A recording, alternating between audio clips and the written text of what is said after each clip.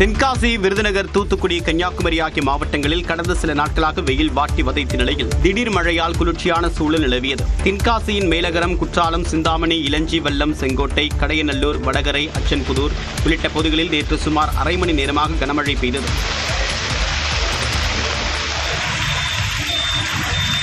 இதேபோன்று விருதுநகர் மாவட்டம் ஸ்ரீவில்லிபுத்தூரில் சுமார் 1 மணி நேரம் கனமழை கொட்டி தீர்த்தது. தூத்துக்குடி மாவட்டம் கோவில்பட்டியில் பெய்த கனமழையால் செண்பகவல்லி அம்மன் கோவிலின் உட்புறத்தில் தண்ணீர் தேங்கியதால் பக்தர்கள் அவதியடைந்தனர். கன்னியாகுமரி மாவட்டத்தின் அருமனை, குளித்துறை, களியக்காய் விளை உள்ளிட்ட பகுதிகளில் மிதமான மழை பெய்ததால் குளிர்ச்சியான சூழல் நிலவியது. இதனிடையே மேற்கு தொடர்ச்சி மலை மாவட்டங்களில் ஒரு சில இடங்களில் இன்றும் நாளையும் லேசானது முதல் மிதமான மழை பெய்யக்கூடும் என்று வானிலை மையம் தெரிவித்துள்ளது. அதே நேரத்தில் தென்மேற்கு வங்கக்கடல், இந்திய பெருங்கடல் பகுதியில் நிலவி வந்த காற்றழுத்த தாழ்வு பகுதி ஆழ்ந்த காற்றழுத்த தாழ்வு பகுதியாக வலுவடைந்துள்ளது. முதலமைச்சர் ஸ்டாலினை காங்கிரஸ் பொதுச் செயலாளர் KC வேணுகோபால் திடீரென சந்தித்து பேசினார். தேர்தல் நெருங்கும் சூழலில் தொகுதி பங்கீடு பேச்சுவார்த்தை தொடங்கியுள்ள திமுக, காங்கிரஸ், தேமுதிக, விசிக உள்ளிட்ட கட்சிகளை தவிர்த்து பிற கட்சிகளுக்கு அழைப்பு விடுத்துள்ளது. இச்சூழ்நிலையில் காங்கிரஸ் பொதுச் செயலாளர் KC வேணுகோபால் திடீரென சென்னை வந்தார். மாநில நிர்வாகிகள் உடனான ஆலோசனைக்கு பிறகு முதலமைச்சரை சந்திக்க சென்றார். முதலமைச்சரின் இல்லத்திற்கு சென்ற காங்கிரஸ் குழு முதலமைச்சர் ஸ்டாலின், திமுக துணை பொதுச் செயலாளர் கனிமொழி ஆகியோருடன் ஆலோசனை நடத்தியது. பின்னர் ஸ்டாலின், கனிமொழி, KC வேணுகோபால் மட்டும் தனியாக ஆலோசனை மேற்கொண்டனர். அப்போது கூட்டணி தொடர்பாக KC வேணுகோபால் திமுக தரப்பில் பல்வேறு விஷயங்கள் பகிரப்பட்டதாக கூறப்படுகிறது.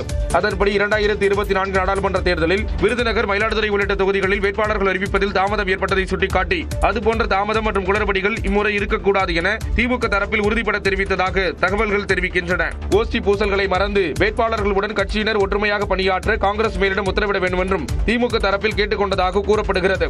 காங்கிரசின் விருப்ப தொகுதிகள் பட்டியலை வழங்கி KC வேணுகோபால் கூடுதல் தொகுதிகளில் போட்டியிட விருப்பம் தெரிவித்ததாகவும், தேமுதிக கூட்டணியில் இணைந்துள்ளதால் கூடுதல் தொகுதிகள் கேட்டு நெருக்கடி கொடுக்க வேண்டாம் என முதலமைச்சர் கூறியதாக தகவல்கள் தெரிவிக்கின்றன. சட்டப்பேரவை தேர்தலில் திமுக கூட்டணியில் 5 தொகுதிகளை கேட்ட நிலையில் 2 தொகுதிகளை மட்டும் ஒதுக்க முன்வந்துள்ளதாக இந்திய யூனியன் முஸ்லீம் லீக் கட்சியின் தேசிய தலைவர் காதர் மொய்தீன் தெரிவித்துள்ளார். சட்டமன்ற தேர்தலை முன்னிட்டு திமுக கூட்டணியில் தொகுதி பங்கீடு பேச்சுவார்த்தை தொடங்கிய நிலையில் முதல் நாளில் இந்திய யூனியன் முஸ்லீம் லீக் கட்சியுடன் TR பாலு தலைமையிலான குழு பேச்சுவார்த்தை நடத்தியது. அதன் பின்னர் செய்தியாளர்களிடம் பேசிய இந்திய யூனியன் முஸ்லீம் லீக் கட்சியின் தேசிய தலைவர் காதர் மொய்தீன் எந்த சூழலிலும் திமுகவுடன் கூட்டணி தொடரும் என தெரிவித்தார். வரும் தேர்தலில் 5 தொகுதிகளை கேட்டிருப்பதாகவும் 5 தொகுதிகள் இல்லாவிட்டால் 4 தொகுதிகளையாவது ஒதுக்குமாறு கோரியுள்ளதாகவும் அவர் தெரிவித்துள்ளார். நாங்கள் தியானம் பண்ணி தாராளமாக கொடுக்கிறோங்கிறது முதல்ல நாங்கள் வழிகாட்டுறோம். அதே மாதிரி கூட்டணியிலே உள்ள கட்சிகளில் உள்ளவர்களும் தங்களால் இயன்ற அளவுக்கு அவர்களும் கொடுத்து உதவினா இந்த வரக்கூடிய கட்சிகளை திருப்திப்படுத்த முடியும். நாங்களும் குறைக்கிறோம், நீங்களும் எல்லா கூட்டணி கட்சியில உள்ளவங்களும் குறைக்குமாறு கேட்டுக்கிட்டு இருக்கிறோம். தேர்தலில் போட்டியிட சின்னம் சார்ந்து எந்த பிரச்சனையும் இல்லை என்றும் அவர் தெரிவித்தார். இதற்கிடையே காதர் மொய்தீன் திடீரென மயங்கி விழுந்ததால் பரபரப்பு நிலவியது.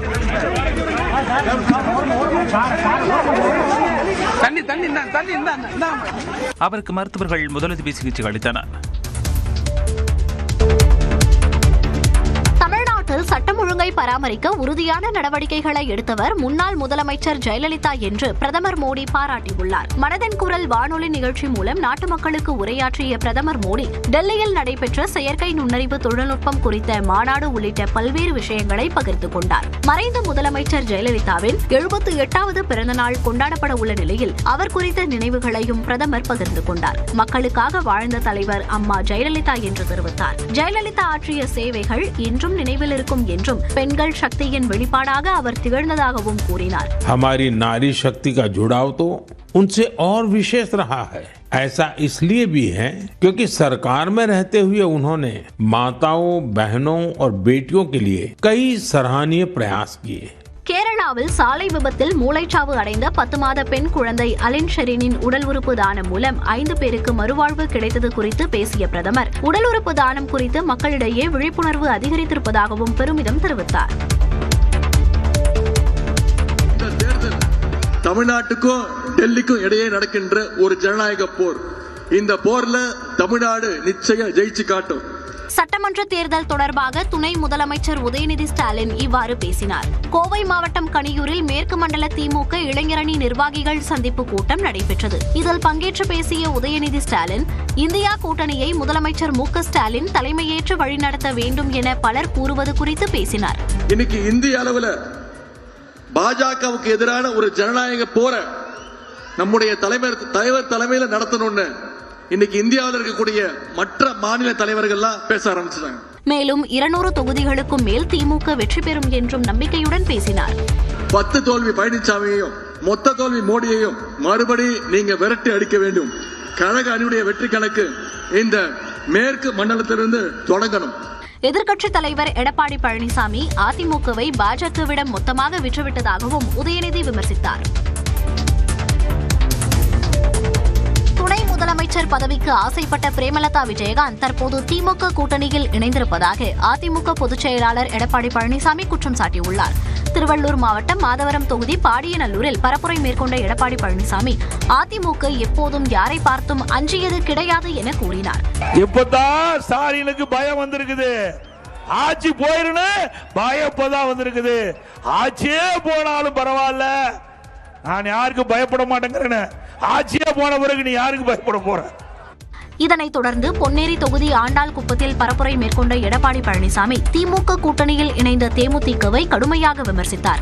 இப்போ ஒரு புதுசா ஒரு கட்சி போய் சேர்ந்து இருக்குது. என்ன கட்சின்னு தெரியுமில்ல? அந்த அம்மா ஒரு மாசத்துக்கு முந்திய அவருடைய மாநாடு நடத்தினாங்க. அதுல துணை முதலமைச்சர் வேணும் கேக்குது. இது துணை முதலமைச்சர். ஆக இப்படி இருக்கிற கட்சியெல்லாம் ஒன்னா சேர்ந்துதான் கூட்டணி அமைச்சிருக்கிறாங்க. புதிதாக கட்சி தொடங்கியவர்கள் தமிழ்நாட்டு இளைஞர்களுக்காக என்ன செய்தார்கள் என்றும் எடப்பாடி பழனிசாமி வினவியுள்ளார். வேலூரில் இன்று விஜய் பங்கேற்கும் கூட்டத்தில் நிர்வாகிகள் வசதிக்காக மேற்கூரை அமைக்கப்பட்டுள்ளது. சேலத்தை தொடர்ந்து வேலூர் மாவட்டம் கொல்லமங்கலம் பகுதியில் இன்று தவேக நிர்வாகிகள் சந்திப்பு கூட்டம் நண்பகல் 12 மணி முதல் பிற்பகல் 3 மணி வரை நடைபெற உள்ளது. தவேக தலைவர் விஜய் பங்கேற்று பேசும் நிலையில் QR குறியீட்டுடன் கூடிய நுழைவுச்சீட்டு அளிக்கப்பட்டுள்ள 4900 பேருக்கு மட்டுமே அனுமதி அளிக்கப்பட்டுள்ளது. பாதுகாப்பு கருதி கர்ப்பிணி பெண்கள், சிறுவர் சிறுமியர், பள்ளி மாணவ மாணவியர், மூத்த குடிமக்கள், மாற்றுத்திறனாளிகள், உடல்நலம் குன்றியவர்களுக்கு நுழைவுச்சீட்டு வழங்கவில்லை என்றும் அவர்கள் கண்டிப்பாக வர வேண்டாம் என பொதுச் செயலாளர் ஆனந்த் கேட்டுக் கொண்டுள்ளார். ஈரோடு நிகழ்ச்சியின் போது மயங்கி விழுந்து ஒருவர் உயிரிழந்த நிலையில் வேலூர் கூட்டத்தில் நிர்வாகிகளின் வசதிக்காக மேற்கூரை அமைக்கப்பட்டுள்ளது. இதனிடையே விஜயின் பரப்புரை வாகனம் நேற்று இரவு வேலூர் கொண்டுவரப்பட்டது. சூப்பர் 8 சுற்றின் முதல் போட்டியிலேயே இந்திய அணி தோல்வியை சந்தித்துள்ளது. T20 உலகக்கோப்பையில் தென்னாப்பிரிக்காவிற்கு எதிரான சூப்பர் 8 போட்டியில் இந்திய அணி தோல்வியடைந்தது. அகமதாபாத் நரேந்திர மோடி மைதானத்தில் நடைபெற்ற போட்டியில் டாஸ் வென்ற தென்னாப்பிரிக்கா முதலில் பேட்டிங் செய்தது. இந்தியாவின் பூம்ரா மற்றும் ஹர்ஷ்தீப் சிங் ஆகியோரின் சிறப்பான பந்து வீச்சால் 20 ரன்களுக்குள் 3 விக்கெட்டுகளை இழந்தது. எனினும் அடுத்த ஜோடி சேர்ந்த டேவிட் மில்லர், டெவால் பிரேவிஸ் இணை 4 விக்கெட்டுக்கு 97 ரன்களை சேர்த்தது. மில்லர் 63 ரன்களிலும் பிரேவிஸ் 45 ரன்களிலும் வெளியேறிய நிலையில் அடுத்து வந்த ஸ்டெப்ஸ் 24 பந்துகளில் 44 ரன்கள் குவித்தார். தென்னாப்பிரிக்க அணி நிர்ணயிக்கப்பட்ட 20 ஓவர்களில் 187 ரன்களை குவித்தது. தொடர்ந்து விளையாடிய இந்திய அணி வீரர்கள் யாரும் நிலைத்து நிற்கவில்லை. குறிப்பாக எந்த இணையும் நிலைத்து நிற்கவில்லை. அதிகபட்சமாக பார்ட்னர்ஷிப் 35 ரன்களே. சிவம் துபே மட்டும் சற்று தாக்குப்பிடித்து 42 ரன்களை எடுத்தார். இந்திய அணி 18.5 ஓவர்களில் 111 ரன்களுக்கு ஆல் அவுட் ஆகி 76 ரன்களில் தோல்வியடைந்தது. இதன் மூலமாக T20 உலகக்கோப்பையில் 12 தொடர் வெற்றி என்ற பயணமும் முடிவுக்கு வந்தது. கடந்த 2024 ஆண்டு T20 உலகக்கோப்பை இறுதிப் போட்டியில் தென்னாப்பிரிக்காவை வீழ்த்தி இந்திய அணி கோப்பையை கைப்பற்றியிருந்தது.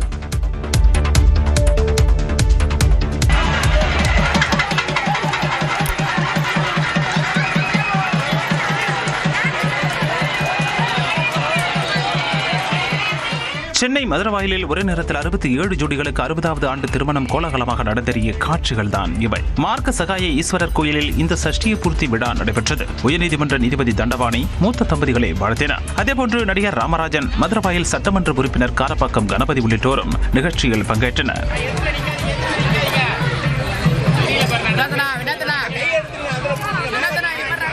நிகழ்வில் குடும்பத்தினர் மற்றும் உறவினர்கள் முதிய தம்பதிகளிடம் ஆசீர்வாதம் பெற்றனர். தமிழ் திரைப்பட தயாரிப்பாளர்கள் சங்க தேர்தலில் GK மணியின் மகன் GKM தமிழ்குமரன் தலைவராக தேர்ந்தெடுக்கப்பட்டார். தமிழ் திரைப்பட தயாரிப்பாளர்கள் சங்க தேர்தல் 3 ஆண்டுகளுக்கு ஒருமுறை நடைபெறும். அதன்படி 2026, 2029 காலகட்டத்திற்கான நிர்வாகிகளை தேர்வு செய்யும் தேர்தல் ஓய்வு பெற்ற நீதியரசர் ராஜேஸ்வரன் முன்னிலையில் நேற்று நடைபெற்றது. இதில் 33 பதவிகளுக்கு ராமநாராயணன் அணியும் நலம் காக்கும் அணியும் போட்டியிட்டது. இந்த தேர்தலில் சங்க உறுப்பினர்கள் 1524 பேர் ஆர்வமாக வந்து வாக்களித்தனர். வாக்குகள் எண்ணப்பட்ட நிலையில் நலம் காக்கும் அணி சார்பில் போட்டியிட்ட லைகா நிறுவன தலைவர் GKM தமிழ்குமரன் 788 வாக்குகள் பெற்று வெற்றி பெற்றார். இதன் மூலம் இதுவரை இல்லாத அளவுக்கு அதிக வாக்குகள் பெற்று தமிழ்குமரன் தேர்வாகியுள்ளார். நியூஸ் 18 தமிழ்நாடுக்கு பேட்டியளித்த GKM தமிழ்குமரன் நம்பிக்கை பாத்திரமாக செயல்படுவோம் என்றார். தயாரிப்பாளர் சங்கத்திலே இப்படி ஒரு வரலாற்று வெற்றி எங்க மேல அவங்களுக்கு நம்பிக்கை வச்சு பண்ணியிருக்காங்க. இந்த நம்பிக்கையை எப்பவுமே நாங்க வீணாக்க மாட்டோம். நிறைய திட்டங்கள் வச்சிருக்கோம். ரொம்ப மகிழ்ச்சியா இருக்கு. நிறைய சவால்களும் காத்திருக்கங்களுக்கு கண்டிப்பா நிறைய திட்டங்கள் செயல்படுத்தும். துணைத் தலைவராக கமலக்கண்ணனும், பொருளாளராக சுபாஷ் சந்திர போஸும், இணை செயலாளராக சுஜாதா விஜயகுமாரும் தேர்வு செய்யப்பட்டுள்ளனர். டிரம்பின் வீட்டுக்குள் துப்பாக்கியுடன் நுழைய முயன்ற இளைஞர் சுட்டுக் கொல்லப்பட்டார். புளோரிடாவில் அமெரிக்க அதிபர் டிரம்பிற்கு சொந்தமான ரிசார்ட் உள்ளது.